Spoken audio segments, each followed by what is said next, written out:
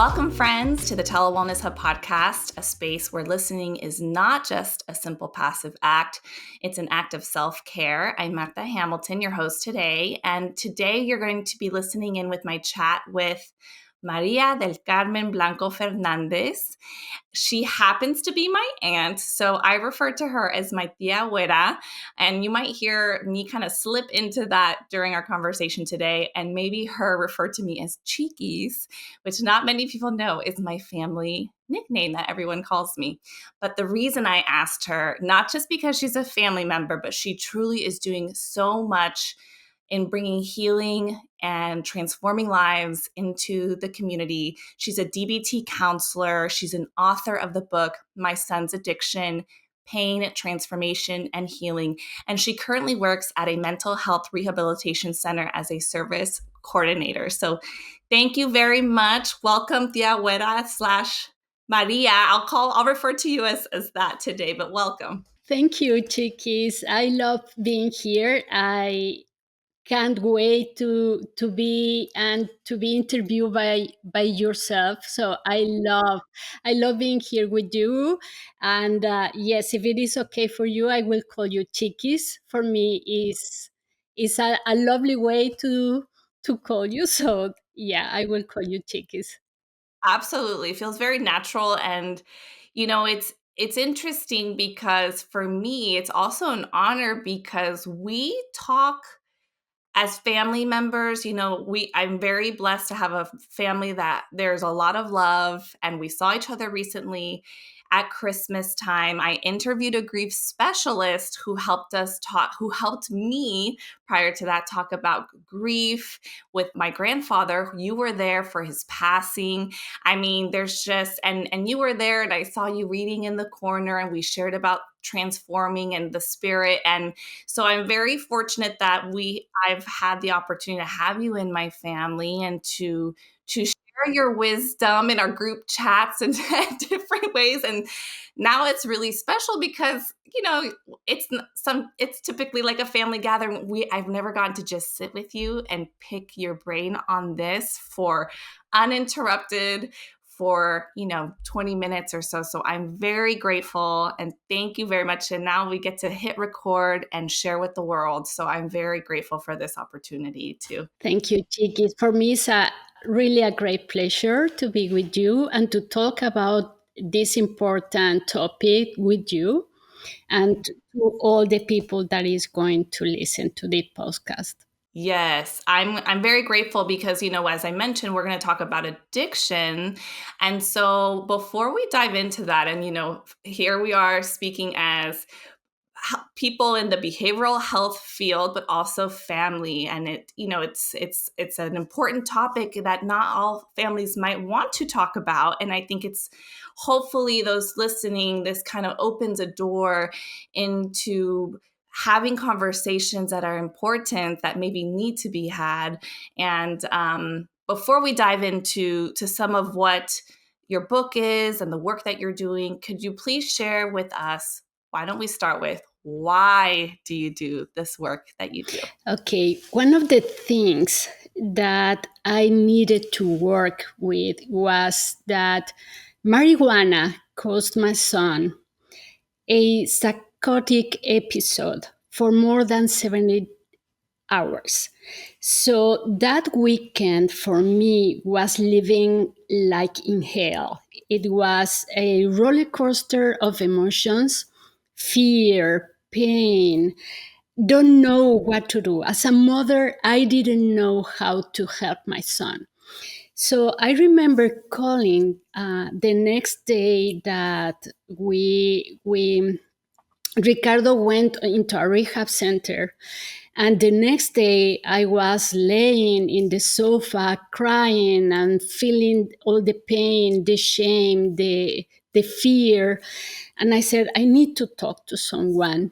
However, talking about addiction and talking about the psychotic episode that my son had for more than 70 hours, I didn't know who to talk. And I finally was able to call a priest that was also my friend and my spiritual mentor. And he said, I am going to give you a homework to do. It is very important and it is an inside work that you are going to do. I need you to transform that hell that you experienced in that weekend into a blessing. So I started to learn that in any adversity, in any problem that you are experiencing, in any pain, in any sickness, in any grief, you can learn a lot from that and you can transform that into a blessing. Why I am saying that? Because the blessing was that we discovered that our son was not using drugs.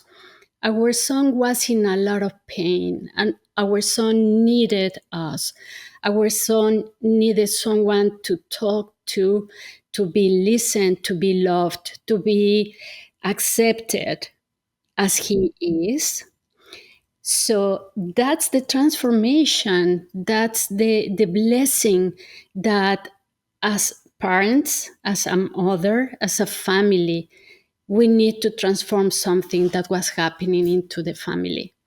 So yes, that psychotic episode makes me to realize that we need to make a lot of changes in the family and that our son needed a lot of support from specialists. Because addiction, regarding substance use, because addiction can, we all have addictive behaviors, but regarding substance use, there is a lot of myths, there is a lot of stigma, there is a lot of judgmental and persecution, and so on, so on, so. So when I learned that addiction it's a disease, that it is and it is not, because it's kind of a behavior that at the moment gives you a relief. However, it causes you a lot of pain and a lot of negative consequences. But the use of drugs, the use of alcohol, tobacco, marijuana, and other drugs can damage your brain. So if we learn about that, all the behaviors that our family member can have while using substances are the symptoms of an addiction, are the symptoms of a brain that is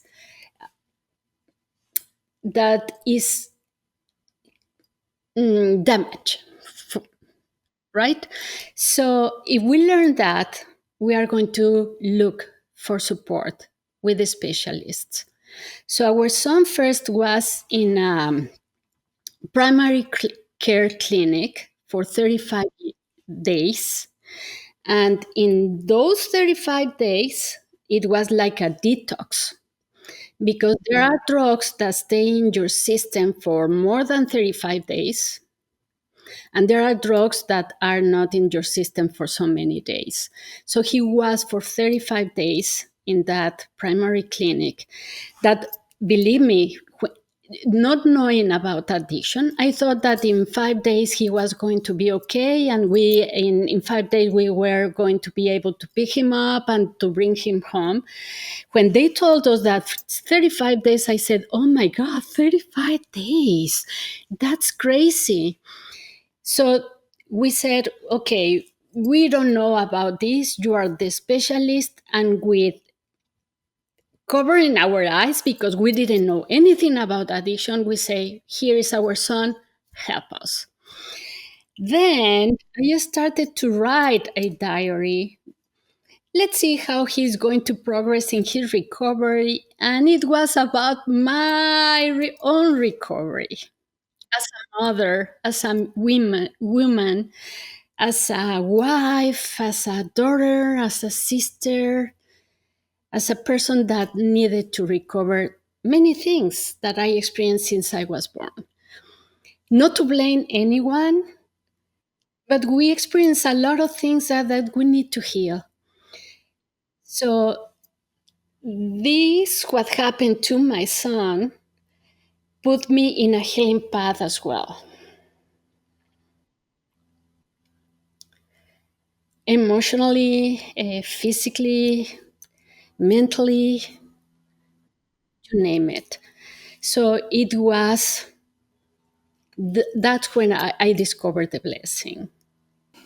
Yeah, and it all started, it sounds like, too, because I'm picturing, like you say, as a mom, just as just picturing myself in that situation, no, not knowing what do I do, what's the next step, who do I call, how do we get help, and like you mentioned, when you did the covering your eyes, just going in with blind faith and trust in the specialists.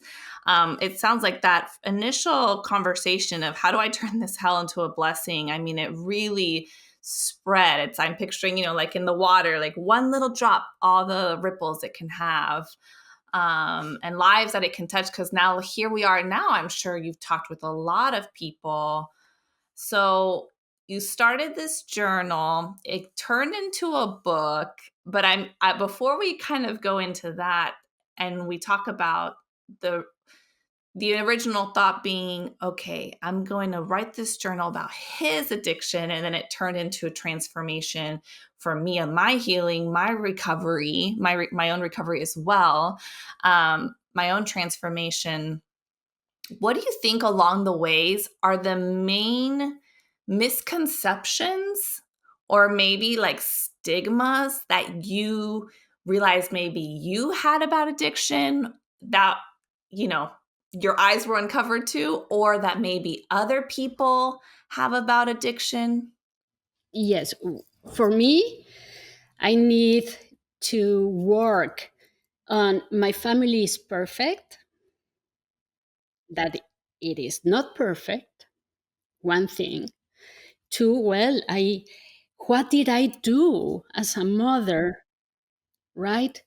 What did I do or what I didn't do that this happened? Then thinking that addiction only happens to certain people.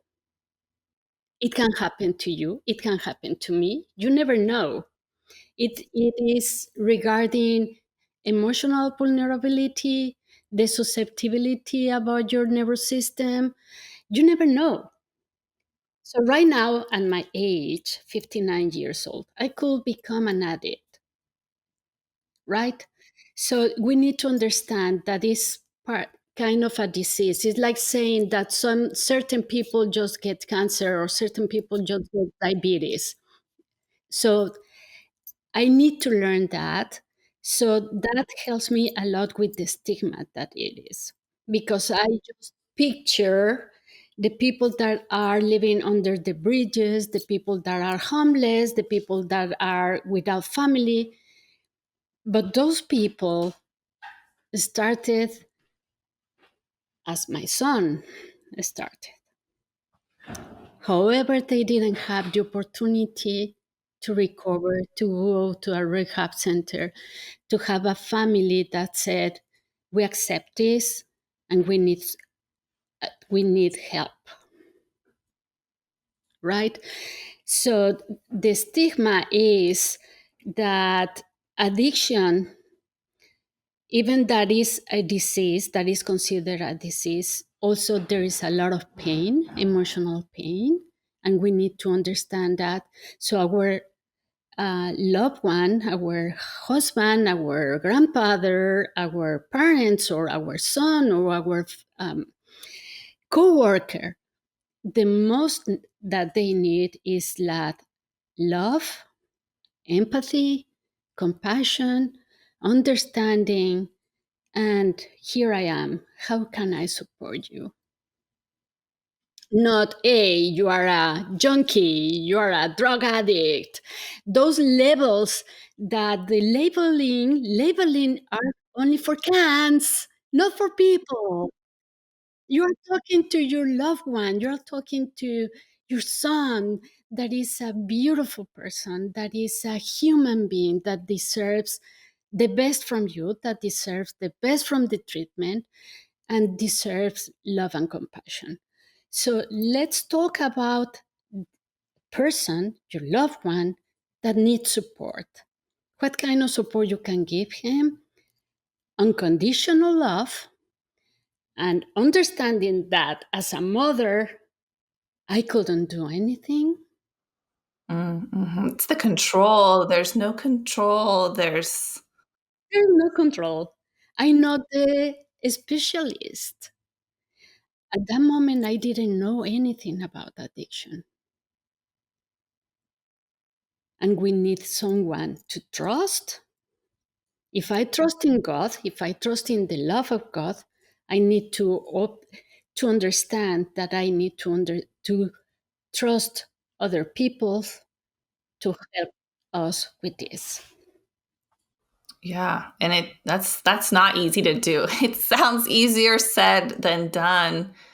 What are some ways that you saw how handing over trust to other people, to other specialists that were helping your son, how were there any kind of, if you can think of any kind of certain circumstances or situations where it really led to something beautiful, for a breakthrough, for healing, just in case anyone's listening and they might, because substance abuse and addiction is very common and it's not talked about, and which is also why I wanted to have this conversation. You're the first person that specializes in recovery and addiction. I know you do DBT work, so there might be someone listening and knows someone, has a loved one, maybe themselves, they're struggling and they don't know how to hand over that control or put in some trust. Are there any insight you might have, whether it's examples of things that you experienced or any recommendations of something beautiful, the blessing of that? First, when I saw my son in this psychotic episode, I said to myself, I can't do anything. So I called a friend. She's a therapist, and she said, well, yes, I am a therapist, but I am not specialized in addiction. So she said something very important to me. You need to go to addiction specialist. One thing. Second, yes, we didn't know the clinic, we didn't know the people, but seeing how my son was, that could be, thank God he was in a psychotic episode, that he was looking for us. He was looking for support from us, even though he was in a psychotic episode. But I've seen people with psychotic episodes that don't recognize you, and that can be, they can start to have aggressive behaviors. I don't want to say that they are aggressive. I want to say they can start to have aggressive behaviors. So you can be in danger and they can be in danger. They can harm themselves and they can harm you. So the first thing that you need to do is to look for someone that can help you with that, because you probably are in danger and your loved one can be in danger because you don't know when they are in a psychotic episode, you don't know what they are going to do. And they didn't are conscious about that. So we need to learn that. They are not conscious. They are not doing that on purpose. They are not aggressive towards you. They are aggressive because something is happening inside the brain. So the blessing was that knowing that I couldn't do anything for him. And the love that I had for him was, I need to let him go and to trust these people from the clinic. And I said, here is my son. I trust you. And I have nothing else to do for him, just to love him. So the transformation was also to believe that even that you are the parent, sometimes we cannot help them because we are not a specialist. We just, the only thing we can do is to love them. And loved will take you to ask for the support that you need. Mm-hmm. Lead by love. Yeah. And don't, yes, yes, lead by love. And also that the thing that I learned regarding mental health and addiction and everything is that never take anything personal. We are talking about that it's the brain that is not connecting, is the person that is not totally connected, that is not there. The consciousness is not 100%. So even that he's telling you things, he's behaving in a very different way, just understand that is not him, is the disease, is the diagnosis, is the addiction, is the drugs. So let's go and find for help. Because we sometimes say, hey, you are behaving that way, get out. Go to the streets. I don't want you here. So the streets is not going to help them. It's not a healing process. The streets are not going to help. Being in jail being in jail is going to damage more the person than to help, right? And punishment is not either going to help. Punishment don't help anyone. It is not. It is not even an education. It doesn't have to be in an education way to punish people. There are other consequences that they can learn from the behaviors, but not punishment, not aggression. And yeah, that's what we need to understand. Okay, right now he's not right conscious right now. It is about the disease, it is about the diagnosis. We need support from specialists. Yes.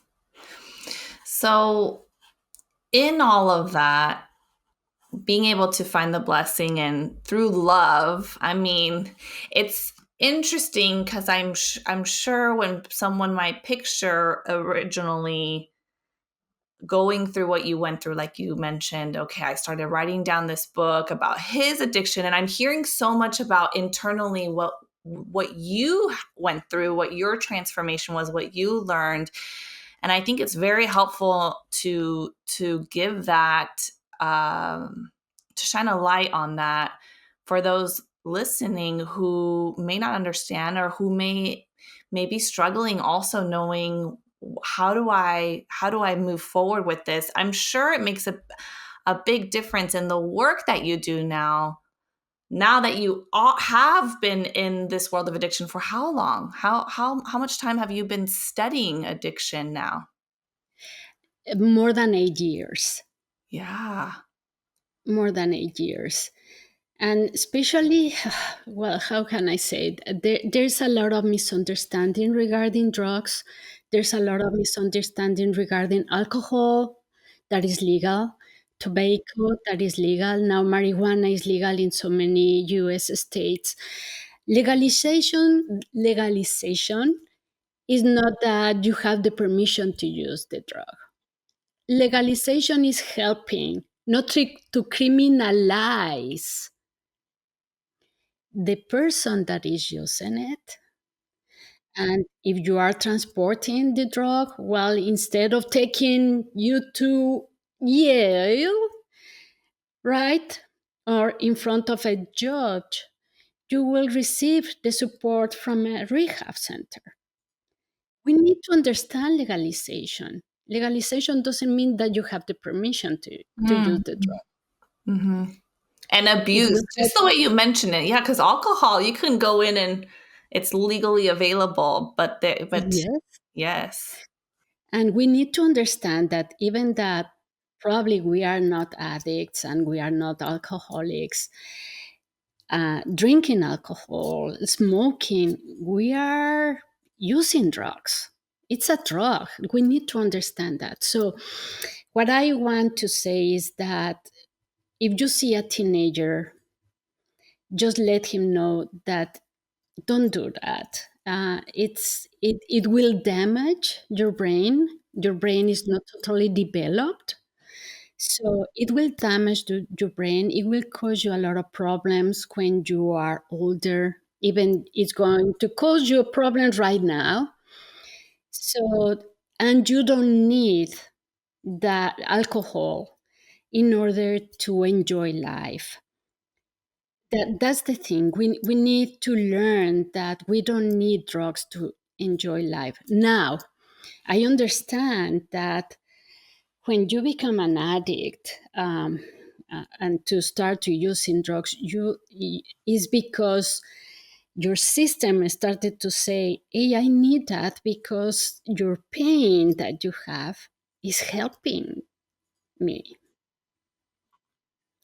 So we are using as a painkiller, emotional painkiller. So the person needs love, compassion, empathy, right? Something happened or something is happening that needs that pain relief. And let's stop saying that they are hiding, they are hiding for reality, they want to they just want to be outside the world and don't be at the present moment. No, no, no, no, no, no. They are in a lot of pain. So be compassionate and said, okay, I am here for you. I understand that you are probably in pain. Here I am, right? And let's find support for us. And don't be judgmental. Stop using that. That thing is causing you a problem, etc., etc. Mm-hmm. Right? Mm-hmm. Well, I'm so grateful that you were willing to talk with me about this. I feel like there is so much insight and value because it comes from the heart. And now it's very clear. It comes from a heart, a passion, a love, along with the education and the time that you put in. And you've done the work for yourself too. You've done the work. So you can relate, but you also have a heart, and you have it, you lead from the heart. And really, I am grateful you have been here to be a blessing to people. Hopefully someone's listening, and this is that blessing that you receive from your call for them on their journey. I will put in the show notes for anyone curious some links to her, like the book, to my I was gonna say Tia Huera's book, to Maria's book. But what is the best way for people to connect with you? Well, I have Facebook page that is called the same as the title of the book, La adicción de mi hijo, dolor, transformación y sanación. I also have an Instagram profile, and I have a web page that is called creciendojuntos.online. And I really, something I didn't highlight that I think is really important is that I think it's really important that you have these services available in Spanish, because I think as someone who works in the mental health field, like your friend who says, well, I work in this field, but I'm not an addiction specialist. I am not an addiction specialist, but I worked with a lot of Spanish speaking people. And I could not I remember having a very hard time knowing how can I get them help with someone who can speak the language, because it's such an emotional experience that you want to be able to speak in your language. So I love that you also offer insight and the ability to connect in Spanish, something I did not highlight. And even for other providers listening, if there's providers listening, as just a resource of someone to connect with and learn more from, and in terms of referrals and different things, it's wonderful that you're available for that. So thank you so much for being a part of our wellness journey. Thank you. And thank you for this opportunity, Chiquis. I really appreciate this because addiction is a big problem. It's a problem that has been there for thousands of years because drugs exist all the time, and we hide. We are ashamed. We feel guilt, and we don't need to feel that. We need to look for support. We need love. We need acceptance, and yeah, we need the best treatment that we deserve, because recovery in addiction is possible. Yes, I love that. Recovery and addiction is possible. Thank you so much for joining us today. Thank you, Chickies. Thank you so much.